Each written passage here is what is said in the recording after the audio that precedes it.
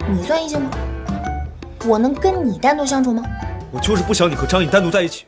不好意思啊，他青春期还有点叛逆，你别放在心上。他刚才说的，对不起，是我不小心让他听见的。不过我保证绝对不会让他说出去。你提什么要求都行，我都答应你，成吗？你真的那么讨厌我吗？不是的，不是的，你帮了我这么多，我怎么可能会讨厌你呢？我感激都感激不过来呢。真的？真的，我发誓，绝对是真的。这我就放心了。那我今天就暂且饶过你。不过，从今天起，我要在合约里加项新的规定。什么规定？不许和异性单独相处。这也太苛刻了吧！刚才不是还说做什么都行？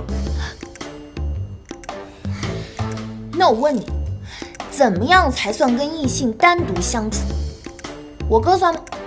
还有，我要是签了这个协议，我有很多工作都做不了。我不工作，怎么赚钱还你钱啊？最重要的是，你算异性吗？我能跟你单独相处吗？我就是不想你和张颖单独在一起。为什么？就是不行。我困了，我睡了。喂，这也太霸道了吧！绝症少女的365天的故事，是我抄的。我知道，截稿压力大，慢性不给钱，这都不是借口。周建清对这些一无所知，他不该替我承担骂名。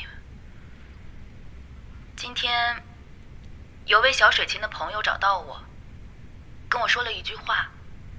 他说，我们每个人总会遇到这样那样的困境，但我们不应该，也不能因为自己遇事不公，就让无辜的人受牵连。要勇于承担自己的错误，才能走好后面的路。我知道，我错了，可我想以后能光明磊落地走下去。黑猫少女、小水琴，还有所有读者和网友，对不起，我错了。我的朋友，